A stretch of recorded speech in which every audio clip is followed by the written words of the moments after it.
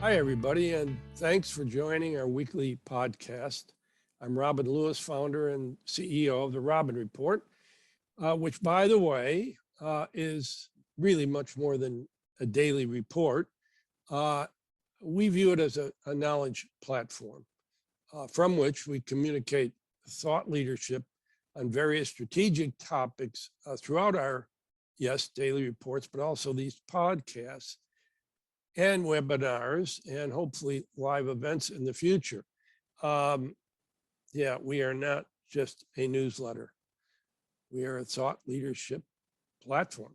Anyway, and along with our chief strategist, Shelley Kohan, who's also, by the way, a professor at FIT and Syracuse University, we welcome you to our conversation on the topic of the playbook for the holidays doesn't exist. Such a great title, Robin. Yeah, well, it's true.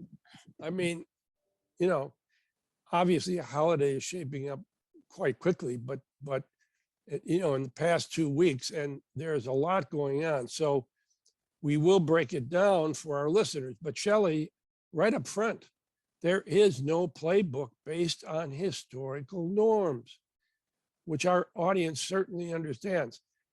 But we will do our best to create a new one for our audience. The Fed raised the interest rate again, and that will impact holiday shopping. It certainly has to. Major retailers have already announced holiday sales starting October 1. My God, it's going to begin in July eventually. Who knows? Anyway, Sensormatic came out with the top 10 busiest shopping days, not much of a surprise. And Black Friday has, remained the top traffic day. So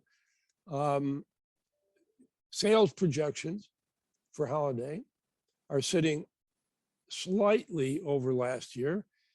But of course, Shelley, those projections do not include October, Right. which I know you have an opinion about. And there are a boatload, no pun intended, of inventory that retailers need to get rid of. For sure, Robin. And, there's a lot of moving parts going into the holiday. The only constant variable for the past 2 years is there's a great deal of uncertainty. That's the only thing that's remained consistent over the past 2 years. Yeah. No big shocker, but let's start with the Feds raising their interest rates before the holiday. So theoretically, higher interest rates will slow down consumer demand, which then leads to lower prices.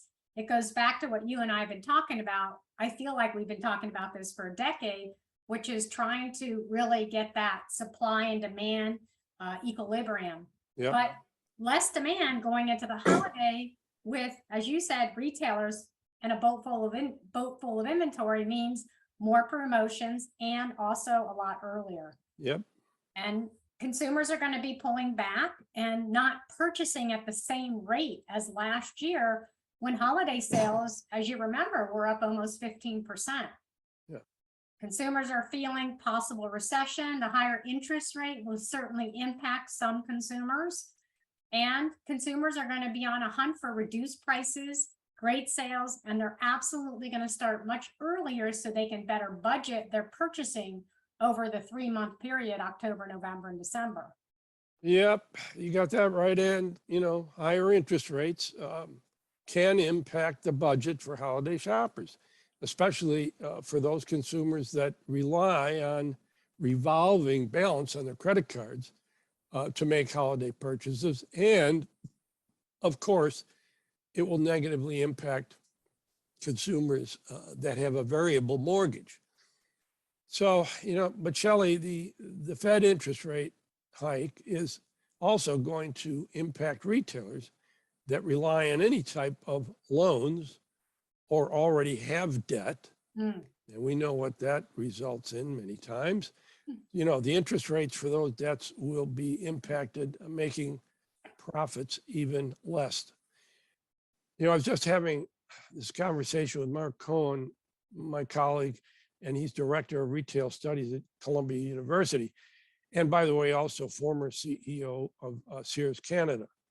We talked to him regarding Kohl's. Mm, You know, in a Seeking Alpha article, Harrison Schwartz breaks it down in great detail. But the key takeaway is that Kohl's recently lost its investment grade credit rating because when its 2023 debt matures, the interest rate on those debts may rise significantly. And of course, but Kohl's has been under a lot of different pressures, issues, people trying to, activists trying to turn the board, people trying to buy the company. Anyway, they've got a whole slew of problems. yeah, and it's been a big distractor to the business, in my opinion. Really, it's been going on for months and months. Yeah. And Kohl's Q2 earnings, the company dropped 8.5% in net sales. Yeah. Gross margin dropped 3 percentage points down to 39.6. And get this, Robin, net profits dropped almost 63% from last year in Q2. Wow. Yeah. Operating expenses are sitting at 31% compared to last year's, 28%. And inventories as of July 30th were 48% higher than last year at Kohl's. Oh my God. Yeah. So less sales, smaller margins, higher operating costs, significant loss in profits. And Kohl's has an abundance of inventory going into one of the most important times of the year, with a possibility of this slowing consumer demand. And now, Robin, you're saying on top of all this, the current debt that they currently have may Yeah. also be negatively impacted its financial picture. Ouch. Ouch is an understatement, Shelley. And by the way, there are many other retailers that are in a similar boat as Kohl's, at least in terms of some of the factors you have mentioned. Higher wages, more benefits, and the growing cost of goods has really put enormous pressure on the margins. And there's also a huge excess of inventory out there, as you mentioned, which is why we've been, seeing some of the major players come out early with holiday sales. And not only that, Shelley, among the biggest retailers, they have canceled billions of dollars of orders from their vendors. That's right. Oh boy. So once again, Shelley, due to the pandemic, the supply chain disruption, inflation, and inventory chaos, the industry has no playbook, all leading to guessing going into the holiday period and starting earlier because of the guessing about consumer behavior. So, cash obviously is king for getting through the fourth quarter. And retailers are going to need the cash, which they can only generate by selling the one asset they have, inventory, with a capital I. Too much of it sitting in stores, warehouses, DCs, and Kohl's, along with many others, need to have a great holiday season to secure their future going into the next year. The profit margins are so thin, and they do not have a lot of wiggle room. There just isn't. Yeah, Macy's seems to be in a little bit better shape. Their sales were actually up 5%, and inventories were only up 7% compared to last year Q2. And plus, remember, Robin, we talked about this in our podcast. They're opening the Toys R Us shops within the stores, which I think is great timing going into holiday for Macy's. I think it's great that they're going to get this customer in there shopping the Toys R Us shop. So churning out inventory is definitely going to be key for retailers. And we've seen the three big players already announce the holiday sales and pricing policies for this season. So Walmart's starting its sales 10/1, Target starting 6/8, Amazon has its event in mid-October, but Walmart and Target have already guaranteed prices through December. So if you purchase a qualifying item by 10/1 and the price goes down on 12/23, they're giving adjustments. Boy, they're going to be giving it away before we even know it. I mean, right sizing inventories is a killer, but it has to be a key initiative for retailers going into 2023. Near sourcing, real-time allocation, SKU reductions, using obviously artificial intelligence capabilities for made to order or whatever the solutions are out there. And you know, as well as I do, there are a lot of third-party companies coming up with many clever solutions, but it has to get figured out. Inventory optimization is really the operative term right now. So Shelley, you know, let's get back to the holidays starting in October. And what can you share about sales or shopper traffic? So the National Retail Federation, they haven't formally given their forecast on holiday sales, but Deloitte has projected holiday sales to climb 4 to 6% over last year. So they mark their period of time, November to January. So while many in the industry are talking about, you know, slight increases over last year, it's really not when you take into account the annual consumer price index increase, which through August of this year is up 8.3%. Incredible. So the other area that the industry should really be looking at is October sales as part of the holiday. So NRF and all the other big consultancy firms, they all kind of quantify holiday differently. So the NRF uses November, December as their holiday time period. And that's probably because the US Census Bureau reports are by month. Yeah. Deloitte is November to January, and Sensormatic, which measures foot traffic to stores, they follow the 4-5-4 calendar. So they run their holiday from the Sunday preceding Thanksgiving through 12/31. But NRF or Deloitte, neither one of them includes October in any type of holiday sales forecast.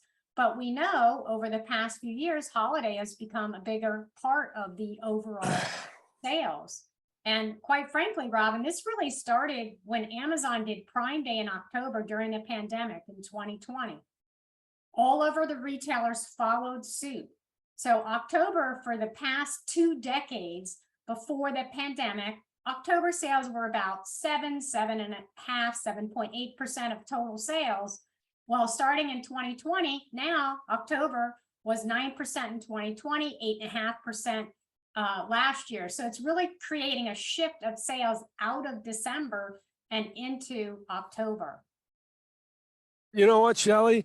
What this says, what all of this says is that these guys are still trying to use the old playbook that just doesn't exist anymore. They're trying to, you know, put 10 pounds of you know what into a 5-pound bag. I mean, it's like, no, it just one thing after another.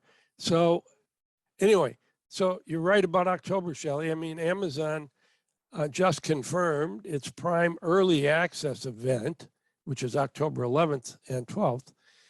And obviously they started something in 2020 with Prime Days in October. And now they have to keep it going and need to compete with the physical retail giants, Walmart and Target, of course. So, you know, they've raised their Prime membership from $119 to $139. So now they need, you know, like a new benefit to show members for the added expense, right? Yeah. And, you know, Robin, it's a brilliant move. I'm actually going to copy one of your favorite sayings. Amazon has 13 million eyeballs every Thursday night in the fall season watching Thursday Night Football, which, by the way, Amazon paid $1 billion to stream Thursday Night Football. I know. Amazing. So think about this. Amazon can advertise Prime Early Access on Thursday during the football games and get this wide access to all these engaged consumers. Yeah. So I'm banking on the early access event to be a big success. And you're right. Prime members also, who are paying more for the membership, they're going to buy more stuff from Amazon because they need to warrant the extra money for the Prime membership that they're paying for. Yep, exactly. You know, I saw the top and busiest shopping days listed by Sensormatic. course, Black Friday sitting in the top spot. But while I would like to think this holiday is the first kind of back to normal holiday since the pandemic, and people celebrating and getting excited about shopping in stores, no way would I bet on it, Shelley. Again, there is no playbook right now. The prediction for physical retail is that foot traffic will be flat, which quite honestly, looking at pre-pandemic levels, traffic to physical stores was down 5%. So flat traffic would seem to be a good thing. So I would not say this is great news, but it may mean purpose-driven traffic, right? Yeah, flat, but they may spend more anyway, Shelley. So what are the top days? Well, keep in mind when we're talking about foot traffic, and I had the pleasure of speaking to Brian Field about this, he's from Sensormatic, is that this year, Christmas is on a Sunday. So essentially, we're kind of missing one full day on 12/24. Yeah. So Christmas Eve is on that Saturday, and most retailers are going to close early on Saturday. So we don't have the super Saturday that we normally have. It's actually getting back and bumped up to 12/17. Yep. The other thing that shifts is the day after Christmas, 12/26 is now on a Monday. Right. Monday is typically a holiday because Christmas falls on a Sunday. So a lot of people have Monday off for the holiday. And so that's going to make Christmas, the day after Christmas, the third busiest traffic day. Everyone's going to be out looking for the deals and stuff. So I'll just highlight the top 4 days. Black Friday, as you mentioned, the second biggest day is Friday before Christmas, which makes sense. 12/26 is number 3, and that Super Saturday on December 17th is the 4th largest day. And you know, the top busiest shopping days usually account for about 40% of all holiday retail traffic. So this is a big deal. These are, if you're gonna put your eggs in a basket, it would be on the 10 days, right? Got it. But here's the big wild card though, when we talk about holiday sales. You know, and not many people are really talking about this, and everyone's all happy that gas prices have gone down. But a big pinch on holiday spending is going to be home heating oil or heating home, oil or heat or whatever, starting in October, rolling into November, December. The National Energy Assistance Directory Association, they monitor heating pricing. They said that the average cost of home heating is estimated to increase by 17% compared to last year during the heating season. So this is the second year in a row of major increases, and between 2020 and 2021 and 21 to what we're in now, the cost of home energy has increased by more than 35%. These are the highest prices in 10 years. Unbelievable. So, these higher home energy costs, the hike in interest rates, the looming possible recession, I think, but shoppers are going to be on a really tight budget. So I do think shoppers are going to get out to stores. I think it's a socialization aspect. It's been missing since the pandemic. I think holiday foot traffic will be flat. And I agree with you, Robin, that people really want the social interaction with shopping. But I think they're going to spend less money this year, and they're going to start much earlier. So retailers would be super smart to grab the sales in October while they can and start liquidating that inventory before consumer demand wanes. Yeah. And, you know, just as an aside, we don't know what these pipelines under the ocean that now 4 of them have, it seems, have been sabotaged, and they somehow bored through the pipes, and all of this gas is leaking out. So we don't know what impact that's going to have around the world, and will it affect even the United States? We don't know. So, Shelley, it seemed to me the bottom line, pun intended, is that we cannot, nor can anybody else, and even those who make a living giving such predictions, none of us can predict, quote unquote, the bottom line. And even less so foot traffic and best days or eyeballs online or spending or promotions or anything else about the dynamics of this holiday season. We can only guess because there is no playbook such as we had pre-pandemic. And absolutely made even more complex, Shelley, by inflation, remaining supply chain issues, consumer sentiment, and global and political unrest. Right. All you and I can do, Shelley, and I hope we did, is to provide a holistic view on all of the most important indicators available that we could get our hands on, and to advise as best we can what our opinion is for the holidays. And hopefully our audience will take some of those takeaways as well. Spot on, Robin. And by the way, this can all change next week. Right. It's just been that kind of year or 2 years since the pandemic. Everything is in flux, uncertain. Yep. Right? So for our listeners, you can find more of our podcasts on Apple, Spotify, Buzzsprout, and therodmanreport.com. Look for us on YouTube where we broadcast our podcast as well. And please follow us on social media, link in with us, follow us on Twitter for the latest thoughts about the industry. Yeah, and once again, I want to thank all of you for joining us. And I know Shelley and I learned a lot putting this together, and we hope you did as well. And good luck going into the holiday season.